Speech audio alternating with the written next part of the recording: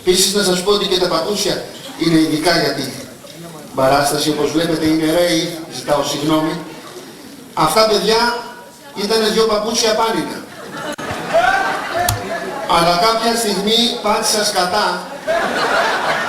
ερχόμενος από Θεσσαλονίκη για Γιάννενα, και από τότε είναι σαν να πατάω σε σβουνιές από αγελάδα πάνω. Αλλά αυτό σε βοηθάει καλλιτεχνικά, σε ισορροπεί κάπως, γιώνει το σκατό, κατάλαβες πέντε τα μοιράζω αέρα. Να πω ακόμα αγαπητοί φίλοι, να μην το ξεχάσω, δεν έχουμε πολιτικά αστεία στο πρόγραμμα που παρακολουθείτε, δεν βάλαμε φέτος πολιτικά αστεία. Όποιος έχει έρθει για πολιτικά αστεία μπορεί να φύγει και δεν παίρνει και τα λεφτά πίσω για την Κύπρο, όπως είπα. Δεν τα παίρνετε. Δεν βάλαμε πολιτικά αστεία γιατί έχουμε βαρεθεί να ασχολούμεθα συνέχεια με τους ίδιους και τους ίδιους. Αυτά τα πρόσωπα που είναι και μέτροι κάτω του μετρίου, επιτρέψτε μου δηλαδή, το έχουν παρακάνει τα ίδια πρόσωπα, κάνουν και χοντράδες. Να, αυτός ο Εύερτ ξανά βγάλει βιβλίο πάλι. Ο οποίος Εύερτ έγραφε στο γυμνάσιο την Ιαπωνία με ήττα και όμικρο. Ή Απονία σου λέει. Διανοούμενος. Δεν δίνει πρεσπόθερας, έχει απόψεις για τα θέματα τα εθνικά κτλ. Είναι πολύ, δηλαδή ο Χατζόπουλος είναι πανέξυπνος, θα γίνει και πρωθυπουργός την άλλη εβδομάδα. Έχει υψηλότατο IQ. 180-190 κάτω από το 0, ένα μεγάλο νούμερο. Μεγάλο νούμερο ο Χατζόπουλος, πολύ καλός. Επίσης, ένα πολιτικό σχολιάκι θα το κάνω όμως. Ξέρετε γιατί υποτίθεται ότι κυβερνάνε αυτοί, ότι έχουν τις τύχες του έθνους στα χέρια τους, αλλά στην ουσία πρέπει να πούμε ότι εμείς κυβερνάμε. Εμείς κυβερνάμε παιδιά, απλώς είναι κολοδουλειά και έχουμε βάλει τους άκρες τους για τη λάξη. Ασχολίζουν τώρα με μίζες, με την CIA και με διάφορα τέτοια.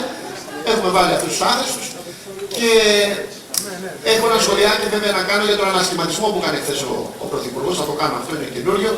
Θα σας το δείξω πώς γίνεται. Κάποια στιγμή θα φύγει ο Ηλίας από τα τύμπανα, θα πάει στα πλήκτρα και ο Ρέστης από τα πλήκτρα θα πάει στα τύμπανα. Έτσι για λίγο. Ένα σχολιάκι. Αργήσατε να το καταλάβετε εσείς. Άμα τα καταλαβαίνετε και αμέσως, θα σας τα δω και θα λέγατε αστεία και εγώ θα χειροκρότηνα από κάτω.